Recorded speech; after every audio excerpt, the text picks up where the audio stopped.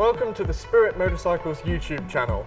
We're here today at the Moto Corsa showroom in Gillingham to celebrate Mason Law's British GP2 Championship as a big thank you to our title sponsors for all their support.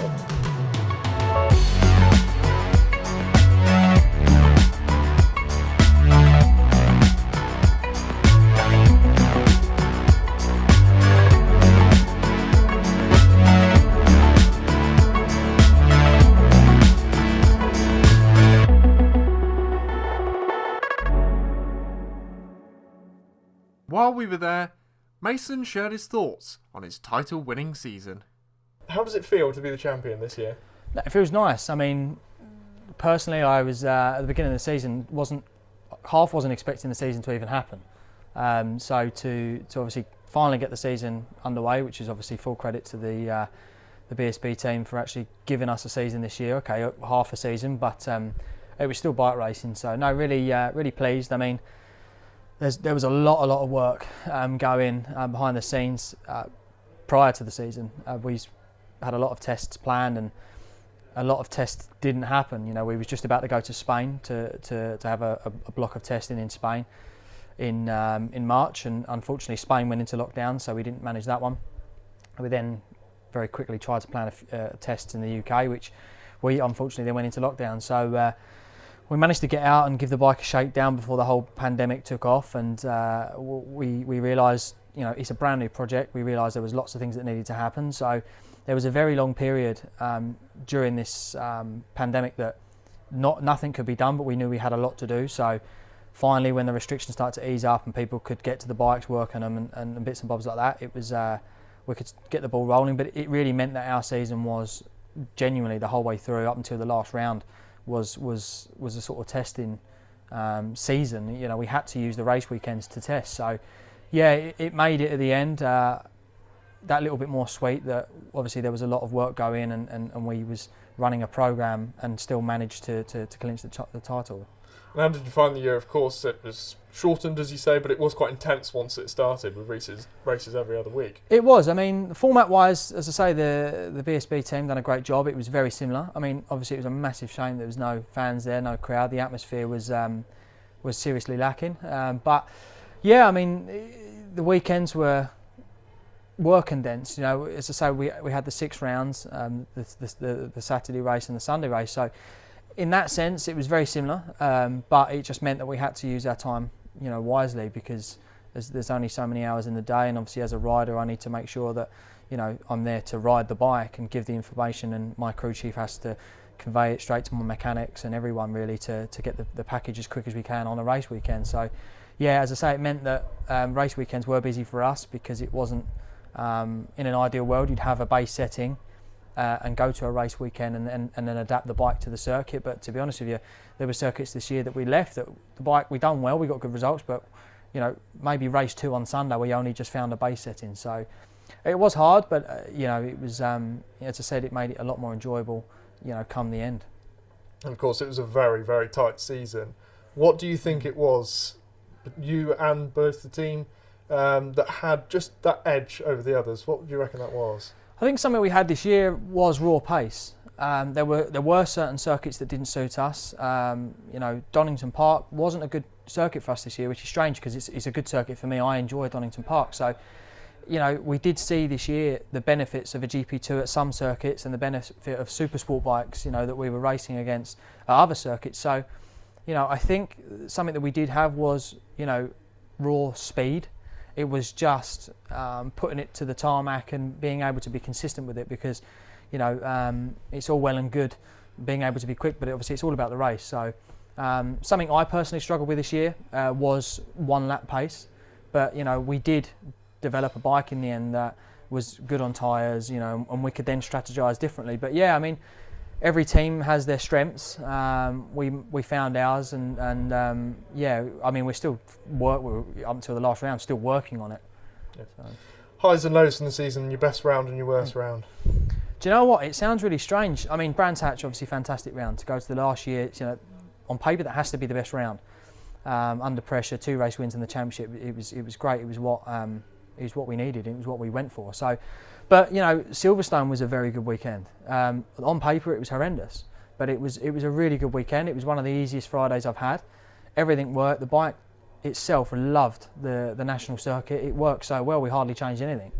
So it was like, okay, cool, we're on to a good one. And obviously we had the unfortunate mechanical in the Saturday race, which meant I had to start in a real mid-pack position for Sunday's race. But we went out and warm-up, we made a change Saturday night, and quite a big change because I knew I was starting quite far back, and we just sort of threw the kitchen sink at it and thought, you know what, we'll see if it works. And it did. We were P2 overall for the whole class in warm-up, you know, P1 and GP2 obviously. So, you know, and then unfortunately I crashed in the race, which was my fault. So, you know, Silverstone was a very good weekend as well. It was just, as I say, unfortunately on paper it wasn't. But yeah, I mean, I don't know if because we've had such a good end to the season, I've forgotten the bad points. Sure, there's been some. You know, there has been some. There's been tests where, you know, I've swung my leg back off the bike at the beginning of the year and thought, wow, you know, this is a lot harder than I was expecting. You know, and there was a lot of information gathering that didn't, you know, pointed towards it not necessarily being a familiar product.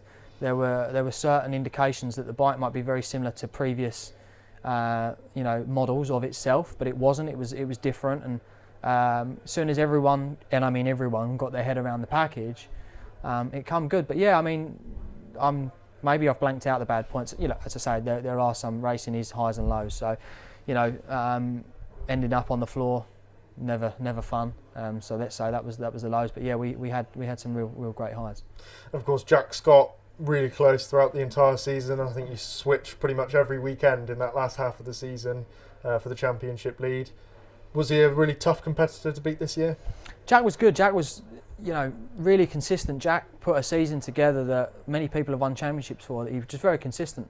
You know, the team gave him a package, you know, a developed package from what he had last year, and they just worked very well. You know, Fridays he was slightly steadier, but you know, Saturdays he would be going quicker, and as you say, it was a bit back and forth. You know, Saturdays I'd beat him and get a championship lead, and then Sundays he'd come back. So it was you know, good competition. And Jack's a real nice lad. I've known Jack, you know, for a couple of years now within the paddock, and this year, the beginning of the year, we did a bit of motocross and stuff together. So he's a real nice, humble lad, and you know, he likes riding bikes the same way I do. So you know, unfortunately, someone had to win it. But yeah, as far as the season goes, he's I respect him and he respects me. So you know, actual riding on track, there's no, you know, dirty riding or, you know, to try and win or, you know, knock each other off. There's none of that. So yeah, he was a real great competitor, and it was good for them. You know, the progression they had from the 2019 season was massive. So it just shows that the championship is finding its feet, and people are getting a bit more consistency, and the more mileage they're putting on these bikes, the results are improving for across the board, really. And of course, it came down to just 26 thousandths of a second in that first race at Brands Hatch. You didn't think you'd won when you crossed the line, did you? No, I didn't. And to be honest with you, I mean, we had a good qualifying, and I put myself ahead of him, which I needed to do. But the first part of the race, I didn't ride very well at all. I rode very tense, very tight. I couldn't find a flow until he come past. You know, I had a couple of guys come past, and I saw they were Supersport guys. But for me at the weekend, I genuinely didn't care about the Supersport guys. I went there to beat Jack, and that's what I had to do. So, you know, he came past, and I was like, you know, what, you know, come on. And it was red rag to a bull for me. So I could see there were sectors, or not even necessarily sectors, to be honest. Some of the corners, you know, he was really excelling at. Second to last corner, he was very fast, and the last couple of laps I was just trying my hardest to get past, and certain sectors of the circuit I'd get right up close to him, and others, as I say, the second to last corner he'd gap me. So we went into the last corner, and he'd had that gap, and I just thought, right, I'm going to go wide. We'd actually caught up to the Supersport guys in the last half of the lap, and I thought, right, I'm going to go wide, and I'm going to square it back anyway. And I think he got a little bit hung up with the Supersport guys going through the corner, so my cutback wasn't as clean as I wanted it to be. If you look at the data, I actually went 100% throttle and then had to roll off because where I come across his rear tyre. So it lost my momentum as well, and I honestly didn't think that I'd got past at the line. So I actually thought, right, I'll do the, you know, Brands Hatch, you can just come in at the bottom and come straight into Parc Fermé. But I actually did the long lap because I thought, right, you know, I was a bit angry, and I thought, right, I'll let them, if it's a photo finish, because I knew it'd be close, let them organise that, so when I get into Parc Fermé, I can see who's lined up in what position, and I know where to go. So I didn't think I'd won that one, but it was, you know, it was one of the closer finishes I've had in my career, and it's obviously fantastic to come out on top. Yeah, and obviously that was really important because then it made it a straight showdown basically on that Sunday.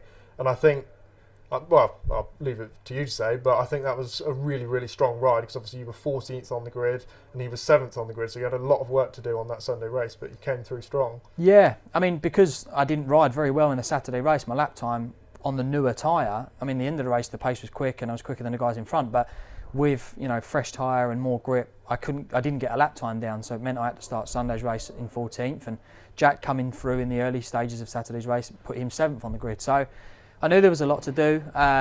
You know, I wasn't the most talkative person on Sunday because I just tunnel visioned myself. You know, I knew what I had to do. I just had to beat Jack.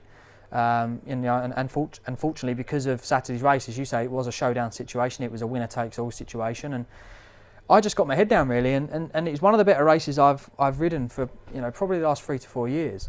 As I say, I had a task in mind, and I just had to get to Jack, and you know, I broke some of the latest I've ever broken into Paddock Hill to get past some guys because that was the strength of our bike compared to super sport bikes and stuff like that. So, you know, I just found myself coming through, and I felt really good. You know, we made a couple of little changes for the Sunday race, and you know, thanks to my crew chief for obviously studying the data and, you know, understanding me, and we made a couple of little changes, and the bike felt really good, and I felt really good. Whether it was adrenaline or what, you know, and I got to Jack and was stalking him for a couple of laps, and you know, I actually thought, you know what, I've caught him quite quick, and I thought maybe I can just make a break. So made the move, and you know, tried to make a break, and come across the line. The first lap I was in front of him, and saw I had 0.2 of a second. The next lap I come around, I think it was the same on the pit board, but I think I had gapped him more. You know, I don't know. I mean, that's the only thing I can rely on for reference is my pit board. And then when I come around the next lap, I saw, you know, plus 3 seconds. And I thought, well, what's gone on here? Maybe he's got caught in a battle with guys behind. I don't know who's behind. Maybe with super sport guys. And I glanced and saw something at the bottom of the pit board. You know, my numbers are fluorescent orange, and I saw something in white, but didn't make it out in that time. I was so concentrating on laps to go and, you know, time behind. It was only the next lap I come round, saw I had even bigger of a gap, and saw 55 out. So, you know, unfortunately Jack had gone down, and you know, he'd actually gone down at the corner that he was really quick at on Saturday's race. So yeah, it was a shame. I come around the next lap and glanced and actually saw the colour scheme. They had quite a unique colour scheme. Saw the bike laid up at the side of the track, but then I knew that I had to finish that race and had to earn 4 points. So as soon as I knew he was out, you know, he was my motivation. He was my concentration. So as soon as I saw he was out, honestly, it was horrible. The last half of the race, I just knew how to stay upright. I felt every crack in the tarmac, every bump, everywhere I've crashed in the past. Honestly, I could feel everything. So the last half of the race for me was actually not very nice, but the good thing is I had a 7-second, 8-second buffer, to which I was able to look over my shoulder, see who was behind, see it was super sport guys, and they were sort of creeping in half a second a lap, and you know, but I had that nice cushion. So the hard work that was put in at the beginning of the race made the last part of the race a lot more enjoyable for me because I had that safety blanket. But yeah, I mean, I went 1.1 seconds quicker in Sunday's race than I did in Saturday. So it just shows that you know, when the hard work gets put in and you can really, you know, channel your focus, you know, the results are there to be had. So yeah, you know, obviously really pleased. Big thanks to the team, the Spirit Moto Corsa team. It was a great weekend for them, and you know, it's easy to forget it was the first year for this new team. So it was yeah, really enjoyable. Yeah, the first new manufacturer since GP2 started to win a title, with the previous winners being on Calex bikes. So yeah, a really good achievement for the team and for yourself.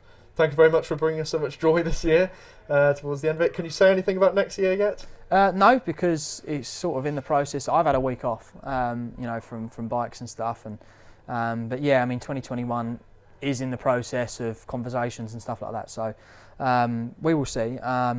You know, there's not much to report because I won't hide anything. There's just nothing to report at the minute, you know. And I guess to just say watch this space, and we'll see what's coming in 2021. I mean, we don't know what's going to happen, do we? You know, this pandemic might kick off again, and we might not go racing. But you know, think positively. Let's see that we're going to be back on track, and yeah, just watch the space and keep you updated. Right. Thank you very much. Cheers. Thank you.